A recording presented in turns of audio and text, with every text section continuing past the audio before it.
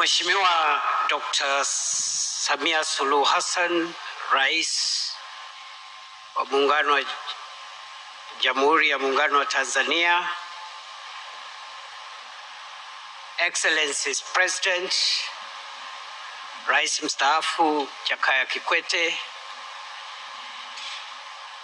ndugu zangu wa Tanzania, na wasalimu hamjamboni, wengine shikamoo.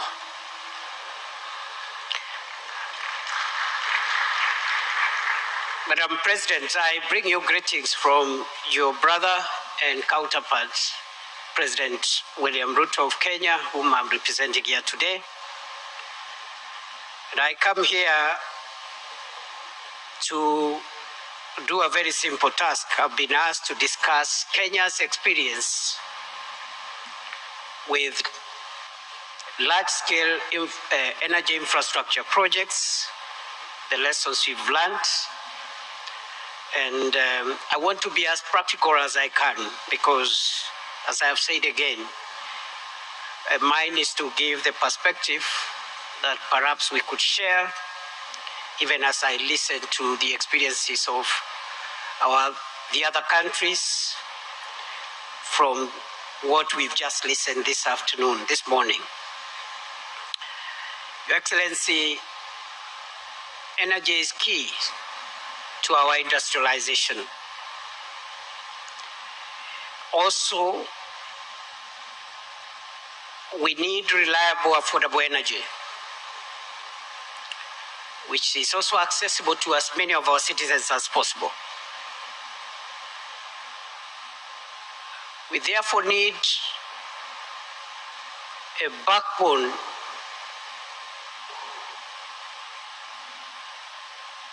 a source of energy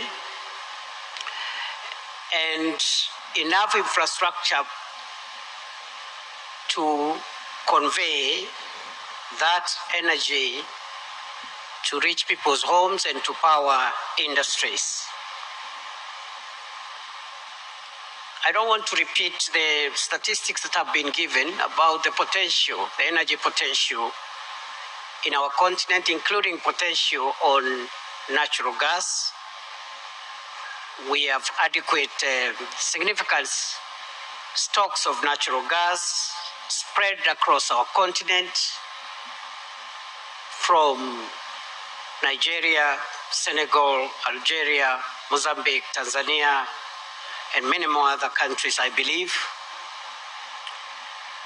But the challenge we have is how to provide major energy infrastructure projects, which normally take a lot of time, require a lot of technical expertise, and also are costly to be able to industrialize. Many scholars and policymakers have cited the fact that Africa's arable land, mineral wealth, including natural gas, a good population, as drivers of Africa's future. The only thing I want to add, even as I go into energy projects, is that Africa needs to build confidence in itself.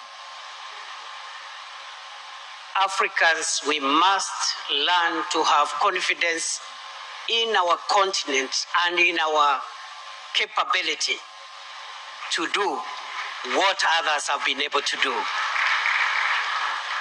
Therefore, Your Excellency, for us, we have picked a few things along the way. The first one is government commitment and political leadership. It's very important for our various countries for us to have government commitment and political leadership, which provides strategic direction, policy consistency, investor confidence, and continuity across political cycles. The biggest threat today to Africa's development is policy disruption, which is an unintended consequence of democracy, the movement from one administration to another, which is a good thing, because democracy is a good thing. But we must find ways of insulating our development agenda from democratic transitions so that we can have continuity. And that is the discussion we're having in Kenya, generally. We have heard what President Samia has done in Tanzania, what President Ruto is doing in Kenya, and I'm sure many of our countries, our leaders are doing their best. But how do we assure that what the projects and the programs and the policy framework in place today will be in place 20, 30, 40, 50 years? So that as we do these things, we are looking at taking Africa from where we are today into the first world, because it is possible. Others have done it, Africa can do it. But if we are going to have disruptions every time there's an election, every time there is a succession from one administration to another, then that is going to be a big bottleneck. So consistency, continuity, and stability is a very key enabler of these wonderful objectives around infrastructure. As we build a democratic Africa, we must build a wealthy Africa at the same time. And the two outcomes are not mutually exclusive. Number two, robust policy and regulatory framework which provides predictability for investors, lenders, and developers, while ensuring environmental, technical, and consumer protection issues. That is a big lesson that we need to carry along, even as we develop these big transnational and long-term infrastructure projects, including energy projects. Number three, we need to develop technical capacity at the local level in our countries. This will reduce dependence on foreign expertise. It will lower project costs and build long-term national ownership of our projects. Number four, we need long-term integrated planning, as I have said in my opening sentence. The need for long-term integrated planning is to ensure investments are aligned to future demand, resource availability, and least cost development pathways. The next lesson that we have picked, number 6, is the need for innovative financing and risk mitigation mechanisms. The case has been made for mobilizing domestic resources, both in our countries, but also regionally. And I'm glad to see the president of the ADB group here and all the other institutions that are underwriting Africa's future in the financial and resource space. So we need to have innovative ways of mobilizing resources, both nationally and regionally, to be able to reduce investor risks, lower cost of capital, and enable implementation of capital-intensive projects. What we are doing in Kenya, we've just put in place the National Infrastructure Fund, where we are mobilizing resources from the stock market by selling off part of the stakes that government owns in government-owned entities, mobilizing and using that capital to crowd in private sector financing and bring on board financial institutions, pension funds, and everybody else, including the regional financial institutions, which are represented here today. So we must think innovatively on where to get money. because the traditional sources of capital and finance are changing for various reasons, which I don't want to delve into today. Number 7, and it is linked to number 6, is private sector participation, involving the private sector so that we can mobilize capital, but also technology, and create operational efficiency while reducing pressure on our public resources that we have by collecting taxes from citizens. The next lesson we have learned is around community engagement and benefit sharing. Lesson number 8. There is need to have the people of Africa move with us. It is not enough to build roads and railways and ports and harbors and gas pipelines. It's important for us to carry the people of Africa for whom we work to go with us and to reason and travel with us the journey. The need for community engagement and benefit sharing secures the social license to operate the projects that we want to do. It reduces delay. Some of the projects have been delayed because of our inability to manage the social, economic, environmental, and other issues around some of our projects. You end up with delays, you end up with court cases, litigation, conflicts, and this affects project sustainability. We have also learned about effective contract and project management to prevent cost overruns, delays, disputes, while at the same time ensuring quality project delivery. The next lesson, number 10, is environmental and social safeguards, I think which is already I've alluded to ensure sustainability and improve access to financing, as well as protecting communities and biological diversity. We have also learned about the power of regional trade and cross-border infrastructure, which has been alluded to by some of the previous speakers. And we need to organize ourselves. In this space around LNG, for example, the pipeline from Mozambique, Tanzania, I see no reason why it should not extend to Kenya, up the coast, and it can go to the other directions as well, so that we can share not only we can share in the economies of scale and be able to leverage on our various strengths. Your Excellency, therefore, the matter before us is how can Africa build energy infrastructure, including LNG infrastructure, at a scale and pace which is commensurate with our state of development today and where we want to go tomorrow. And therefore, we have a dual responsibility of making sure that we provide access to reliable, affordable energy, while at the same time having low emissions in terms of environmental protection. It is therefore possible to utilize the significant resources that Africa has, including LNG resources, if we collaborate with one another.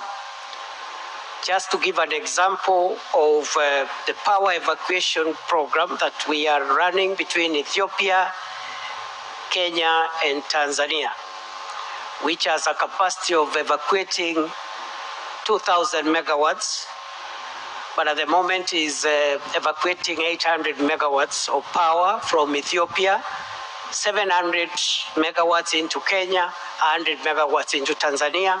And I think those are some of the areas which we need to work on and expand, because the capacity is there and the physical infrastructure is already in place. Tanzania has led by example in this space, but we need more infrastructural projects for gasification, regasification, power plants, and pipelines so that we can take this matter to the next level. Your Excellency, once more, let me summarize by address in simple terms, because sometimes we complicate what we want to say with a lot of English. The future of this subject matter and the future of our continent lies on how we handle 5 things. Number 1, the people. I have talked about the need for us to go along with the people. The story of Africa's development must be written together collectively. And that's why it is important that the discourse we are having around development must be sensitized to communities, to the citizens, to make sure that we are all aligned. We must, for example, let me give this example. Many African countries are struggling with the politics of identity, especially subnational identities. Luckily, Tanzania largely does not fall under that category. Kenya does. And if you look at our constitutional order in many of our countries, there is need for identity. There is need for democratic space and expression and identity. But there is also, increasingly going forward, the need for African leadership to pursue not just the politics of identity. In fact, we should overcome the politics of subnational identity and promote more the politics of interests and wealth creation. We must work towards making our people rich, wealthy, prosperous across the board, even as we build democratic entities, build on our subnational identities. But that's just one example. But the point I'm saying is that we must carry the people along, young people, women, rural people, urban poor, and everyone. Number 2, technology. The mega projects that we want to do, technology is at the center. And we cannot continue relying on foreign technology or foreign sources of technology. The issue of technology transfer is central in this matrix. Number 3 is the issue of partnerships, especially between the public and private sector, to provide resources, not just financial resources, but also blend the human resources from public and private sector to give us the outcomes we require. Number 4, it is governance. Governance. I think part of it has been spoken to. This area about energy, resources, and natural resources require better governance so that we can be able to attract investments, build the confidence of investors, and secure the wealth of our people. Finally, it is the issue of political stability. We can build the best roads, the best airports, the best railways, the best seaports, but without long-term political stability, all that can be washed away. And therefore, we need to invest in strategic security, not just for our countries, but for our region as a whole. Because any instability anywhere in Africa is instability in our own countries. We have seen how the 1980s, 90s have looked like. And with the developing geopolitical changes, we must be able to invest in long-term political stability and strategic security for our countries, for our region, so that we can underwrite the future of our continent, because all these infrastructure projects if our continent, our countries are not secure, can be washed away overnight. Thank you, and it's a pleasure for me to address you. Thank you very much.